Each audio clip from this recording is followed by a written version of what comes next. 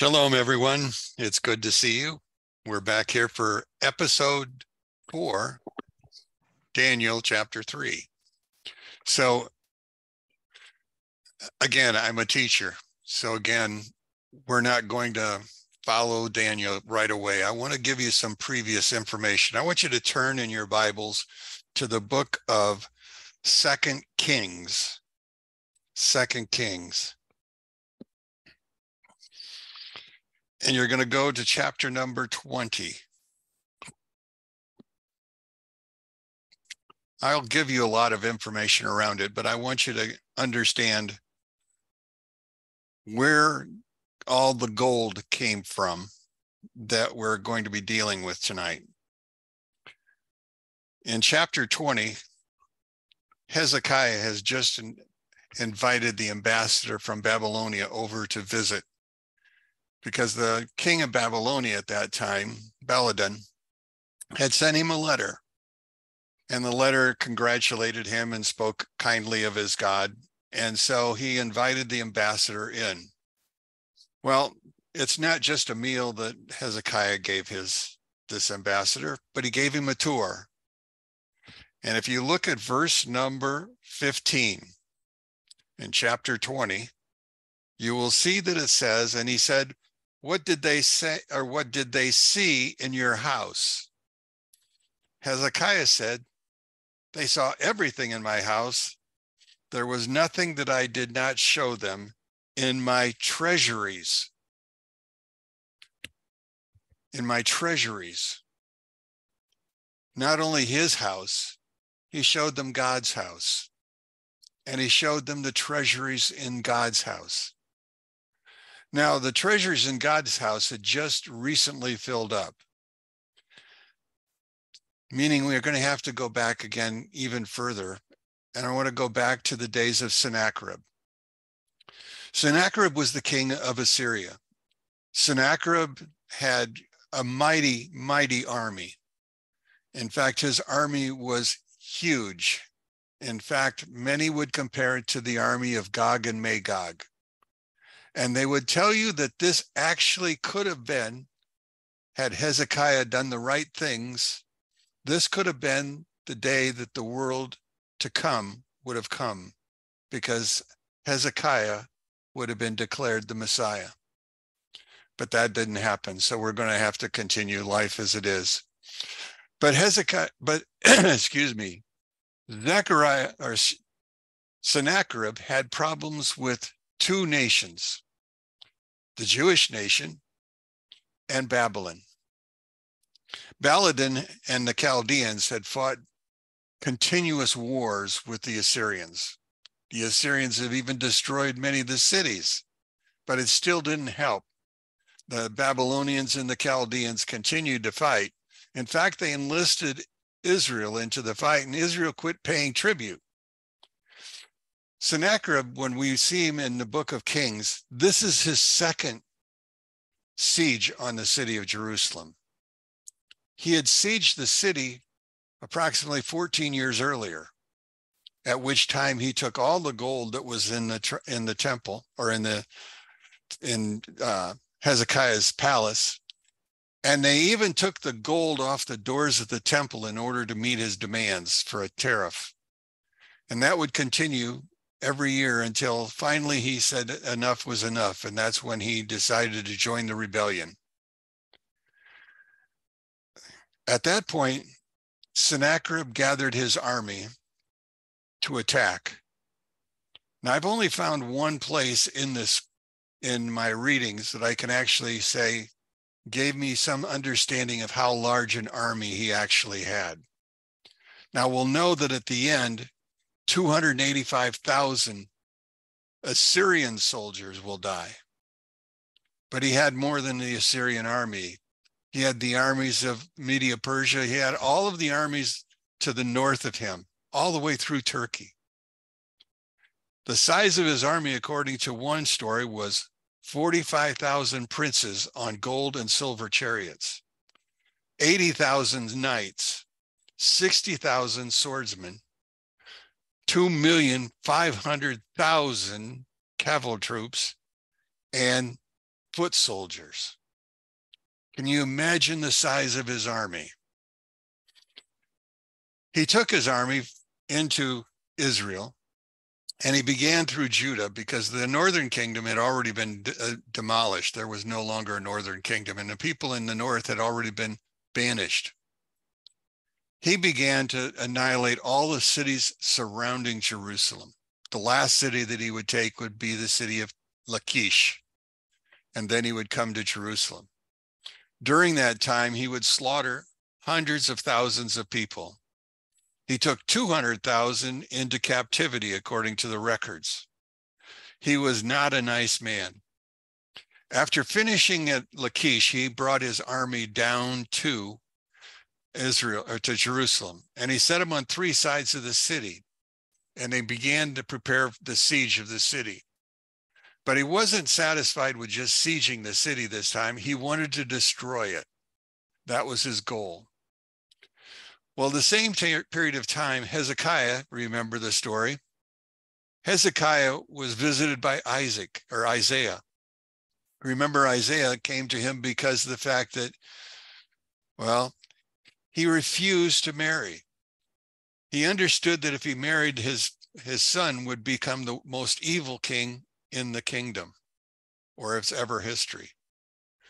So he refused to get married, in which Isaiah told him, you have 3 days and then you will die. So according to the story, he turns his face to the wall, and you can remember this in Isaiah 37, turned his face to the wall and began to pray. When he finished his prayers, the city is under siege. He's laying in his deathbed, and we begin to find a series of miracles that are going to happen. Hezekiah agrees to marry, and he'll end up marrying Isaiah's daughter. At the same point in time as he is healed, we find that there is a prophecy made in Isaiah 37 regarding the siege that's on the outside, in which God will tell him, not one bow shot will come against this city. Not one soldier will touch the walls. Well, that night, strange, lo and behold, a plague entered into the camp of the Assyrians. Some say it was a plague of infested mice and rats. Others simply say it was simply the hand of God and the angel of death that passed over the camp. But understand, only 285,000 Assyrians died, not the entire army of several million. That army simply dispersed and all went home. Sennacherib went home, and he began to plot the next invasion of Jerusalem because he was going to destroy that city. So he went into his temple. The temple's called Nisroch, and he was there before his god, whose god's name was Nesser. Well, the word Nesser means a beam. The god he was going before was part of the ark that Noah used to go across the seas.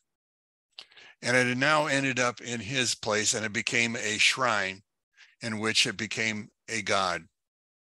Well, while he was praying to his God, he offered his two of his three sons, to his God if he would allow him to win. Well, the two sons heard him, and later on they will end up stabbing him while he's bowed before his God. Then they will exit quickly from the community. All of this happens with the plagues and with the destruction of the city on Passover. On Passover.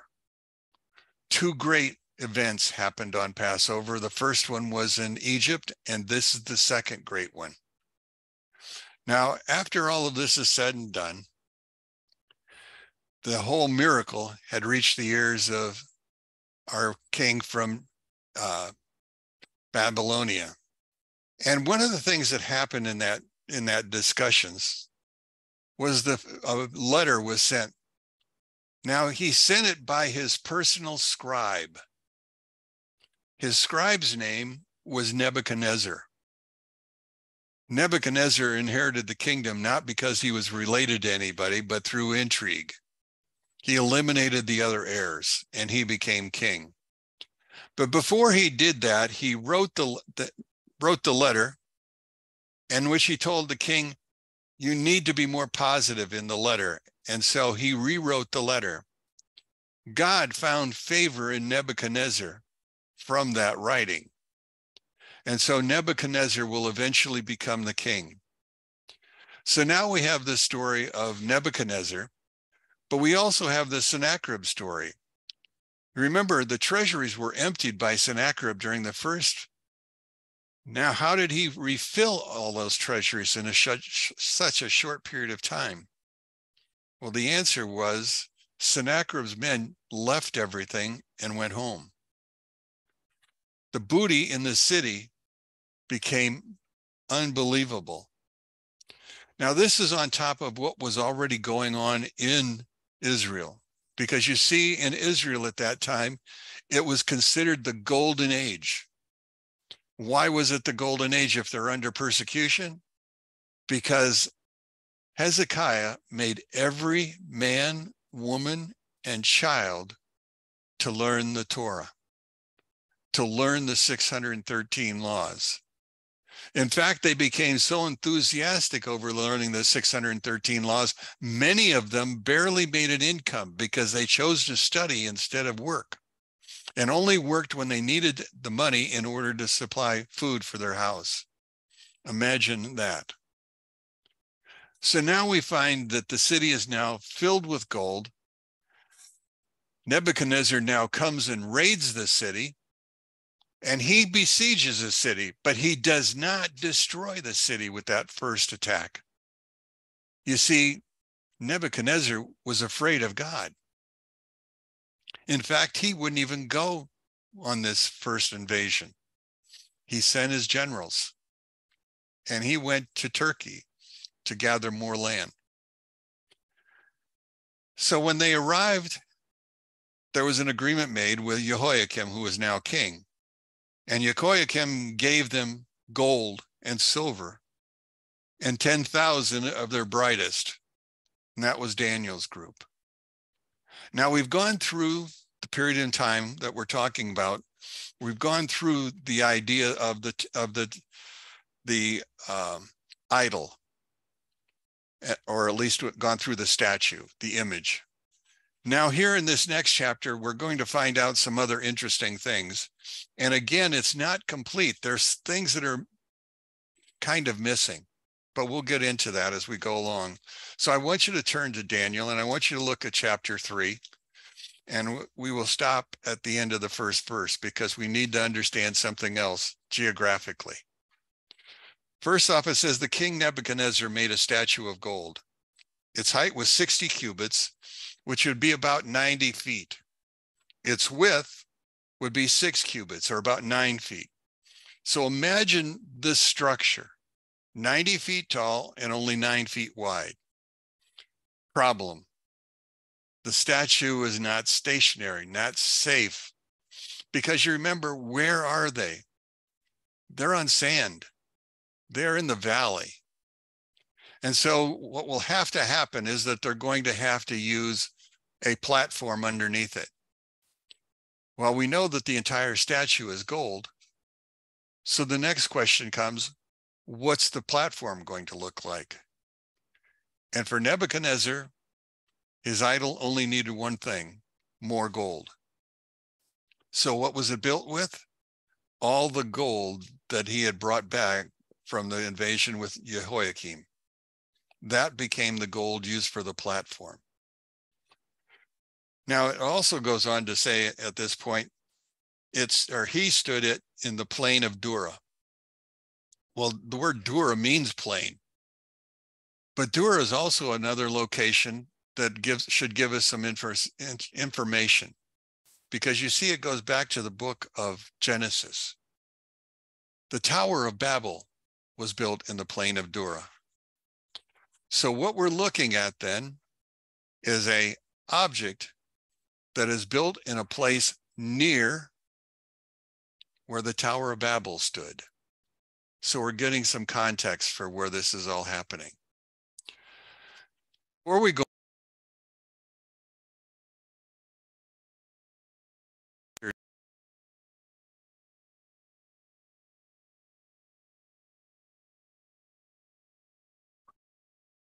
You muted yourself.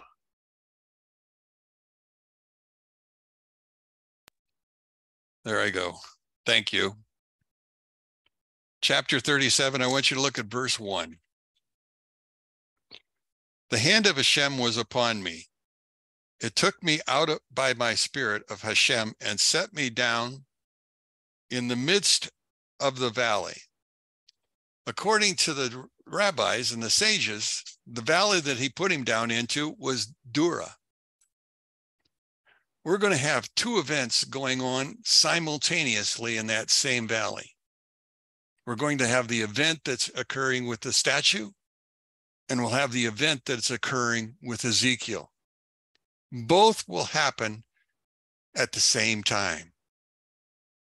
Both will happen at the same time. Now, back to our story. Verse 2.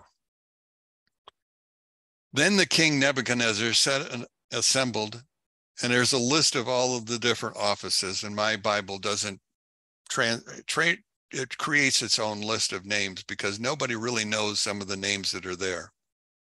They were officials, and they all came to the dedication of the statue or the dedication of the image. It's called a statue here. Some places it's going to be called an image. Well, what's the difference between a statue and an image? What's the difference? Scholars say that a statue is just simply that. It would be like going to New York and seeing the Statue of Liberty. It's a statue. Others will tell you, no, it's an image. And the question will then become, an image of what? Was it going to be an image that was a being, a male, 90 feet tall? Was the image going to be Nebuchadnezzar's image? Was the image going to be Nebuchadnezzar's god, Belshazzar? What was the image going to be? Now, if it's only a statue, nobody would have had to bow down because it's a statue. If it's an image, that's what we're trying to identify and break out of the story. Verse 3, thereupon the rulers, the nobles, the governors, the judges, the treasurers, the advisors, the guards, and all the provincial officials gathered together for the dedication of the statue that King Nebuchadnezzar, again, see, it's a statue, had put up. And they sat facing the statue that Nebuchadnezzar had set up. A herald cried aloud, it commanded to you, peoples, nations, languages, when you hear the sound of the horn, the whistle, the tambourine, the drum, the cymbals, the flute, and all the kinds of musical instruments that shall fall and prostrate yourselves to the golden statue that King Nebuchadnezzar has set up. Okay. All you would need to do is blow a horn. But that's not what's there. So I want you to use your sanctified imaginations for a second. Why are all those instruments there to play a single note? Was this simply a matter of everybody arriving, all of you now will bow down at the sound? Or was this, in fact, simply a gathering of all the nations that are underneath Nebuchadnezzar's control?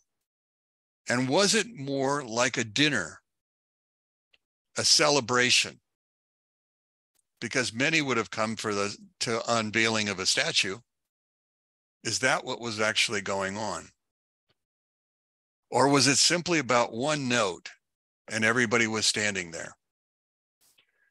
Well, we know that later on we're going to find in chapter number 5, we're going to find the story of Belshazzar, in which he's had a feast going on for months.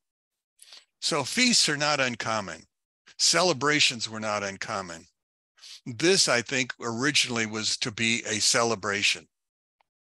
but the course of the celebration would change. It's not what it was.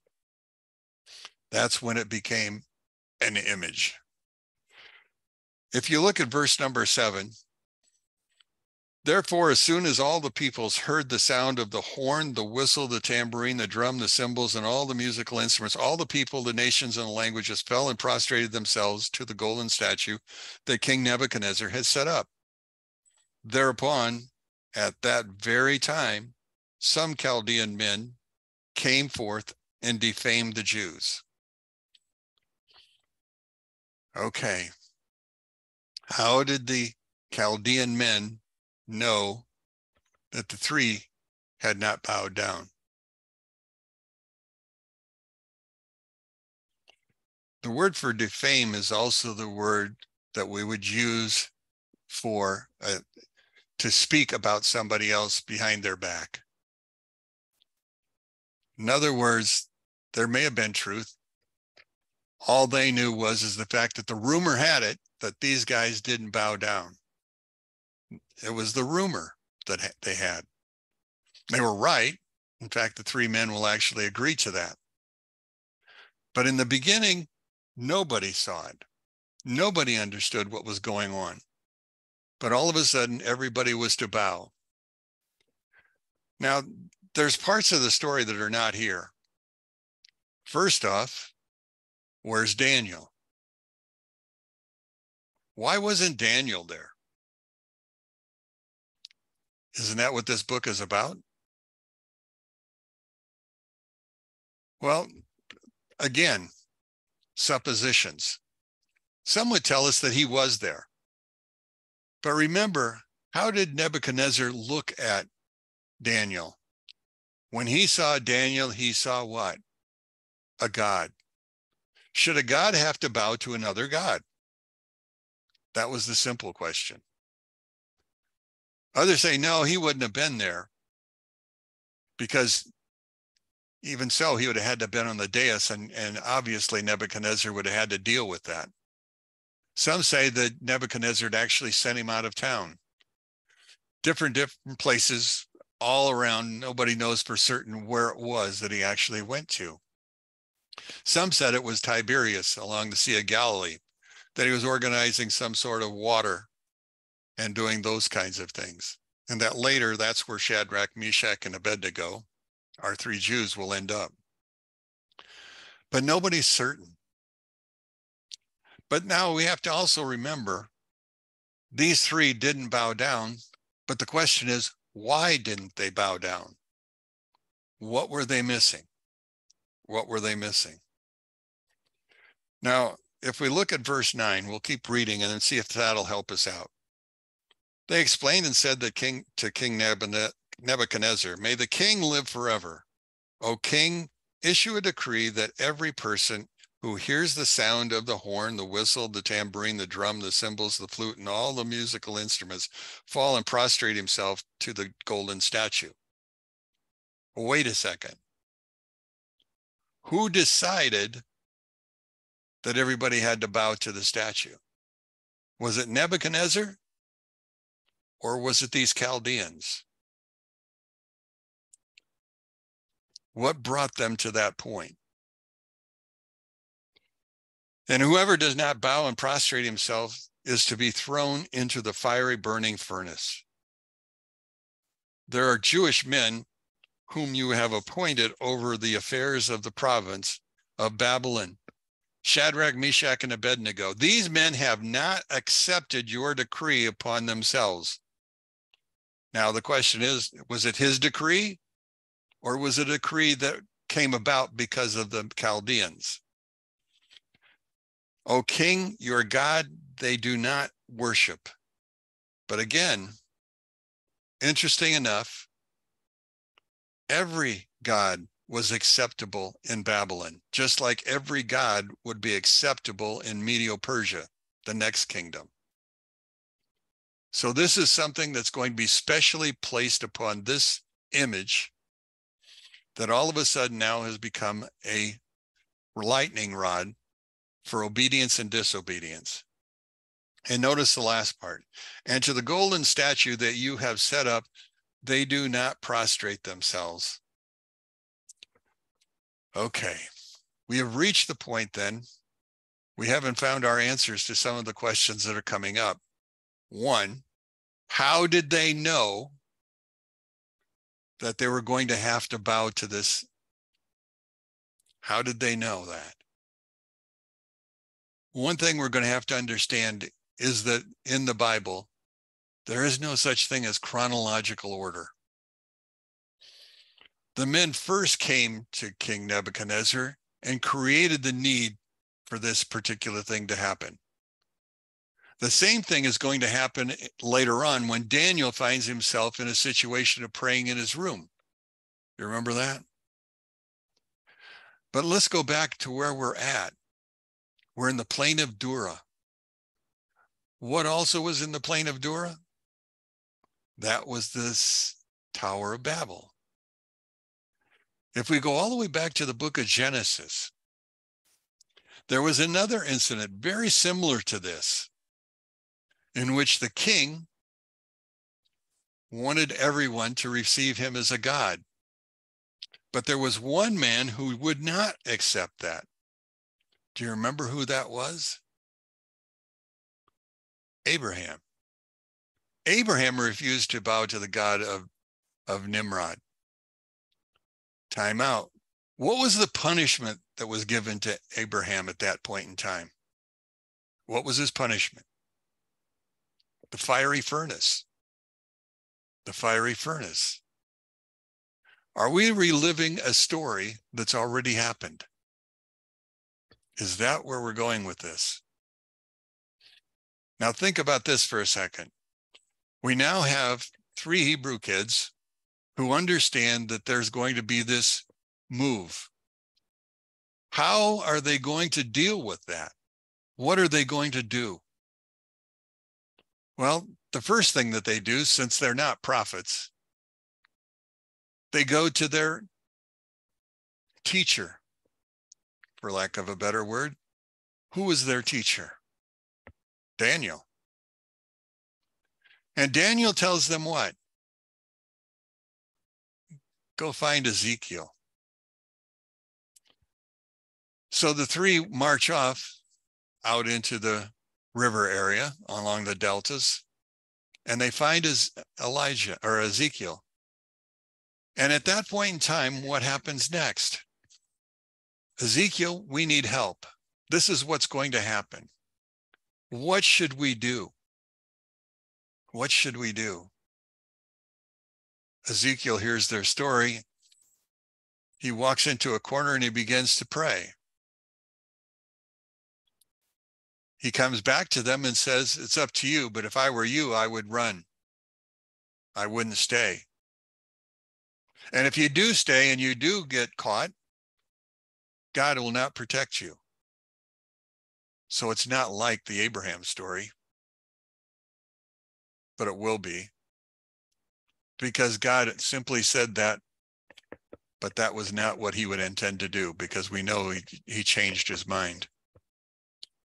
But there's something else that's going on here. They return to their house and they're still with the same dilemma. Should we or shouldn't we? What are we going to do? Well, it's at that point in time that they decide we're not going to bow. What inspired them not to bow, knowing that they're going to be put into a fiery furnace? The answer? Exodus chapter 7. The plague of the frogs. Do you remember the plague of the frogs? The frogs came out of the water and they filled the land everywhere, including the furnaces, including the fire. God put them through the fire. Why should we be any different? And so the 3 went to this meeting with the resolve, whether God saves us or not, makes no difference. We, like the frogs, will behave according to God. That will be our point. And so they begin to think about it from an entirely different perspective. Now look what's going on. We're all gathered here. We've resolved that we're not going to bow down. They've resolved that there's going to be punishment for the Jews. Well, why did they want those Jews punished? Well, remind yourself, they took positions in Babylon. The Chaldeans were out positions because these three were given special privileges that they shouldn't have been given. At least that's what they thought. So we begin to see our story change a little bit. Let's go on down a little bit further. Go down to 16. We'll skip some. You already know what's going to happen. Nebuchadnezzar's going to get mad. He's going to give them one more chance. They're going to say no. And in verse 16, Shadrach, Meshach, and Abednego responded and said to the king, Nebuchadnezzar, we are not worried about replying to you about this matter. Behold, our God, whom we worship, is able to save us. He will rescue us from the fire, the burning furnace, and from your hand, O king. But if he does not, let it be known to you, O king, that we do not worship your God, and to the golden statue that you have set up, we shall not prostrate ourselves. They've already determined that they're not going to bow down to this image that he's created for them. And whether God chooses to save them or not is beside the point. Now, the furnace was used to destroy the enemies of the Babylonians and in the days of Nimrod. Why did they choose that? Well, first off, there were plenty of kilns because all their buildings were made from the brick that they created out of the ground. Plus the fact that if you're a rebellious person, there is no burial for you. There is no ashes. There's nothing left over. You become part of the furnace. And that's the end of it. No stories, no history, nothing. It's just done. But in spite of that, we plan to do what God has wanted us to do. We will not worship you. We will only worship him. Again, Nebuchadnezzar's angry, more angry than he was before. Nebuchadnezzar was filled with fury, and from the form of his face became contorted as Shadrach, Meshach, and Abednego. He exclaimed and commanded that his men to heat the furnace to 7 times more than it normally heated. Well, then they commanded strong men of guards to go with them, take them up to the top of the hill, up to the top. Because you see, the furnace itself was out of the ground. There was the bottom where the bricks were kilned and they could take it out. But at the top where it was inserted, that's the place where they were thrown in. Now, Nebuchadnezzar must have been sitting somewhere where he could see some of what was going on.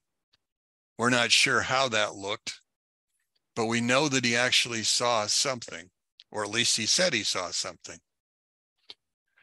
So as he gets to the top with these strong guards, what happened to the guards? The guards fainted or died from heat exhaustion, and the 3 stumbled into the fiery furnace. But they didn't die when they went into the furnace, because we say that they found themselves in there with a 4th man. God intended to save them. Now the question was, how was he going to save them? Well, God has angels. Angels have specific jobs. One angel's job was to be in charge of hail, sleet, ice. He suggested that he be sent down and then he would just simply cool off the furnace. But there was another angel who was in charge of fire.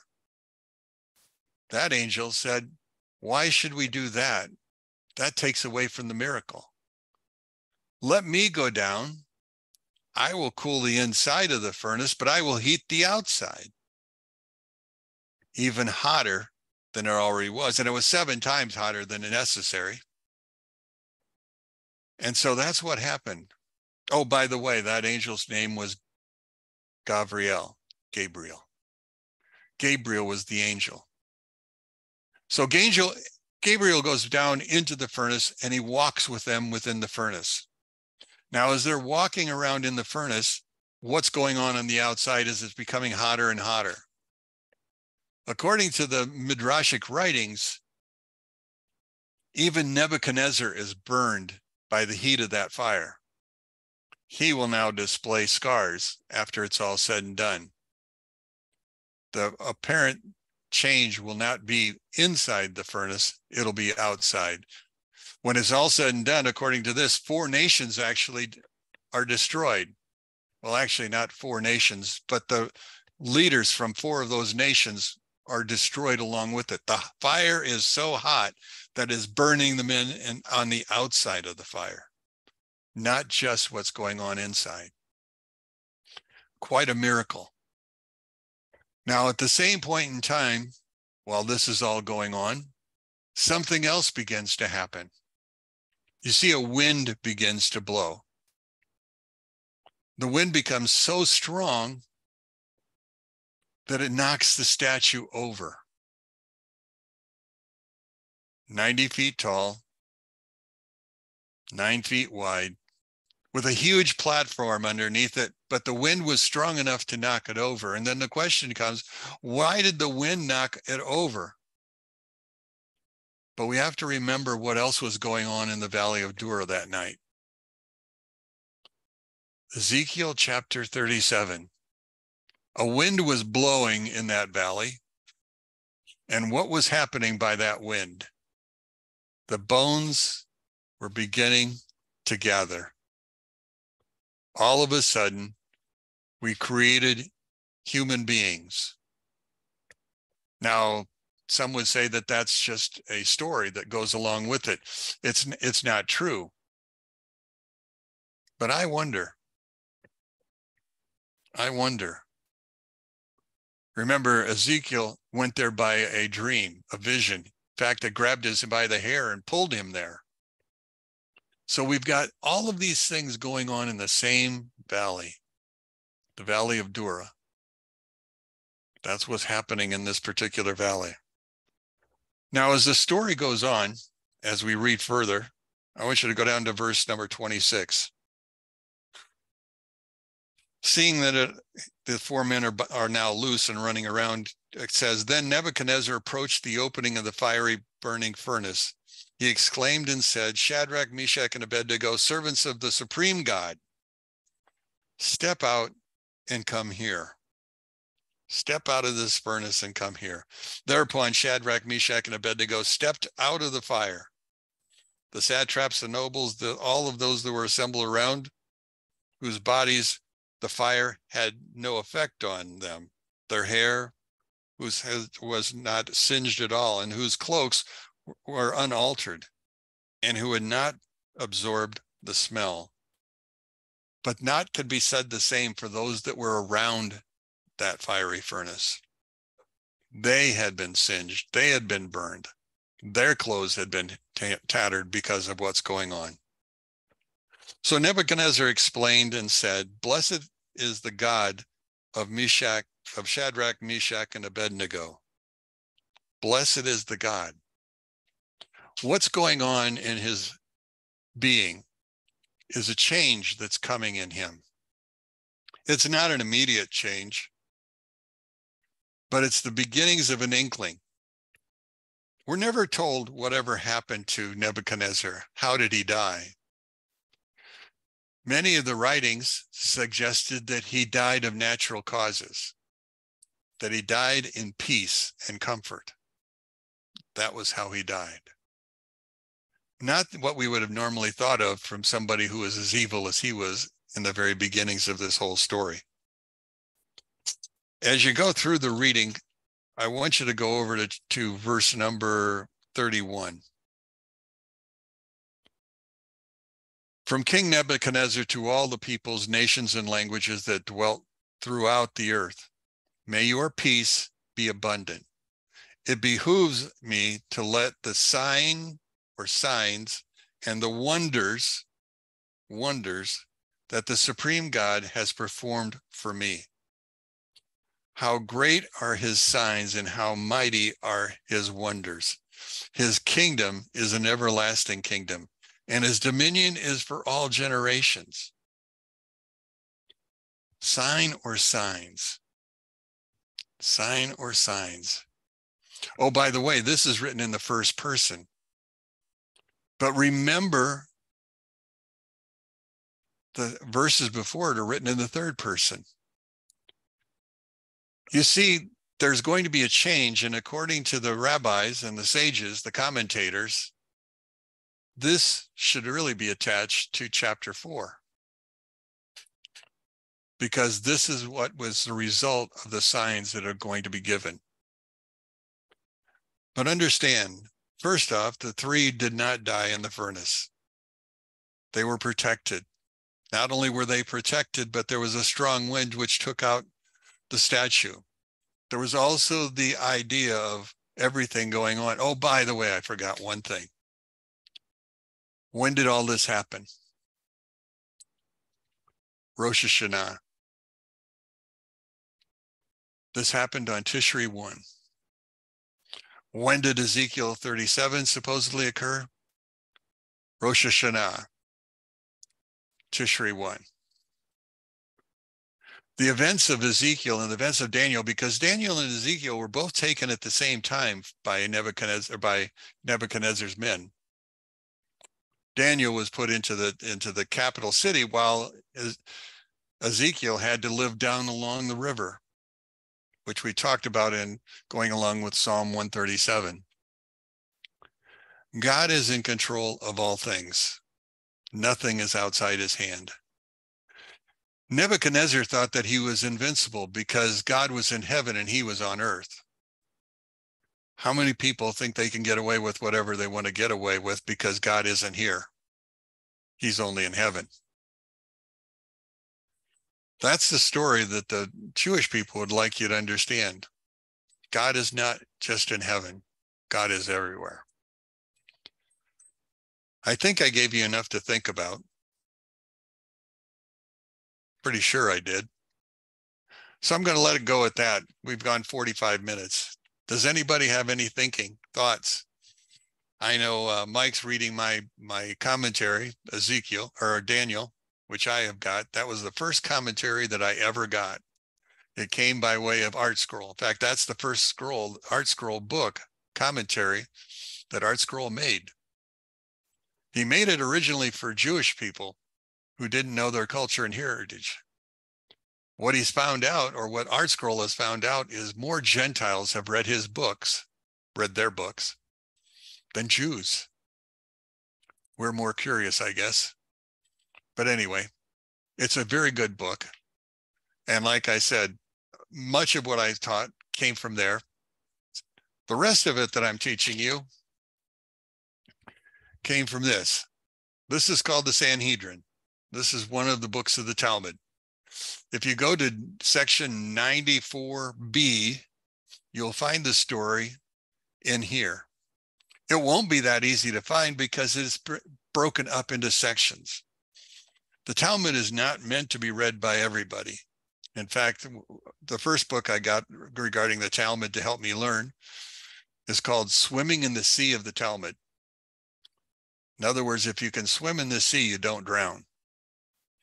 But it's a long swim. So anyway, but it's from the Talmud, and it's Talmud 94b. And there's 2 pages of 94b. It's really the second 94b, page 2, that you're going to find most of what I've been talking about. Okay.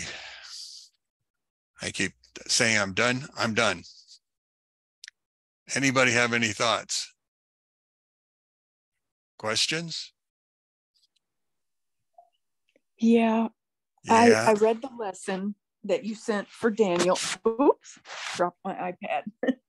That's okay. And somehow it talked in there about angels having no free will, no evil inclination.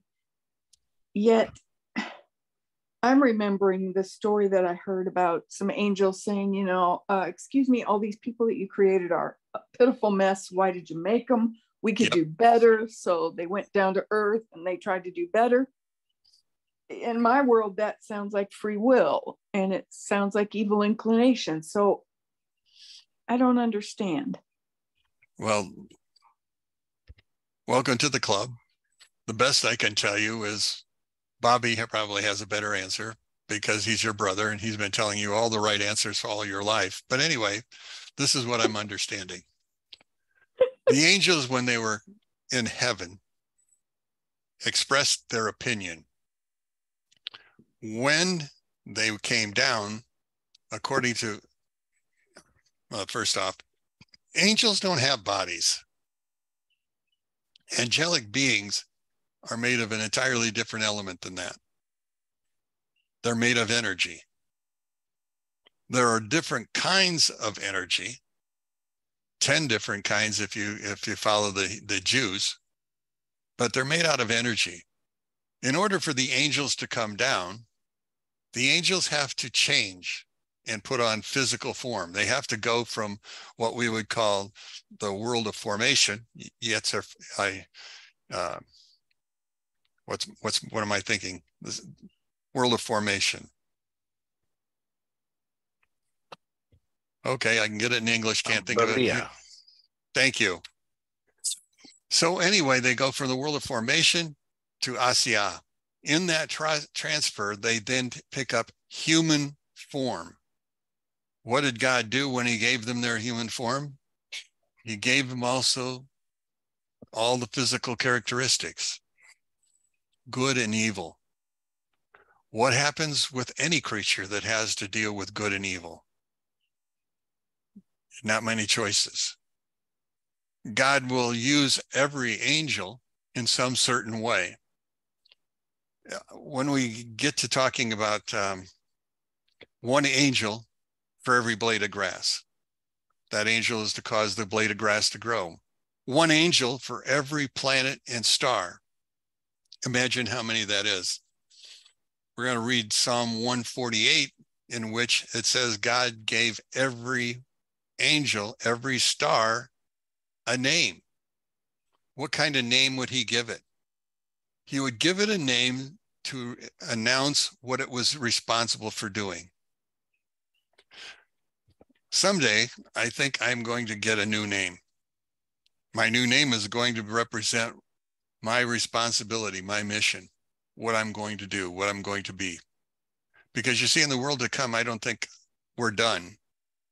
I only think that of it as a beginning, a new beginning, but a beginning. And God will give me my name. He'll give me my mission, the same as he will for all of you. But that's just my opinion. So take it for what it's worth. Anything else?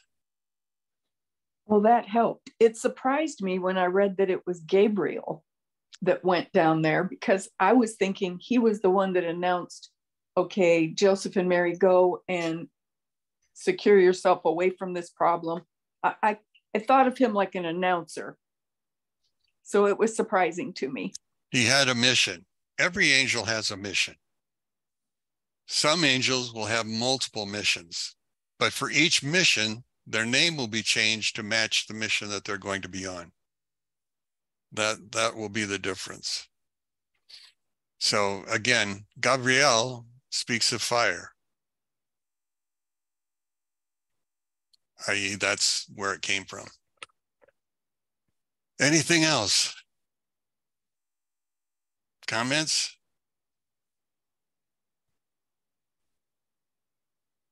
I'm glad you were with me tonight. Hopefully you'll be with me next week when we go through trees and we'll get a biology lesson. And well, not really, but I just thought I'd say that. We'll learn a little bit about the tree that he is going to be under. We're also going to learn about the psychology which put him under the tree. So if you will, I hope to see you next time. Shalom, Laila Tov. Woo, thank you.